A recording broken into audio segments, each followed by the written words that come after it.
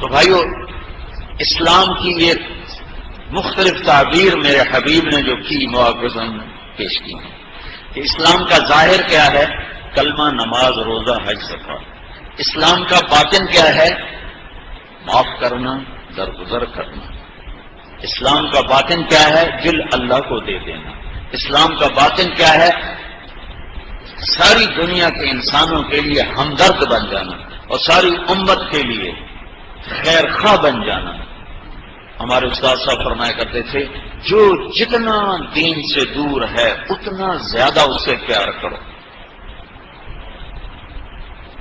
اب ہم نے تو اپنے مدرسے میں یہ سبق سیکھا ہے، لہذا ہم تو ناچنے والوں کو بھی جا کر منتیں کرنے لگ جاتے۔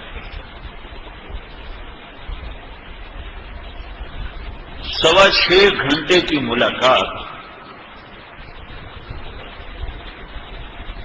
تو اس نے مجھے فون کیا جب میں مکے پہنچا کہ مولانا میں نے گھر فون کیا تو میری بیوی ہے، وہ بھی ہندو ہے، اس کی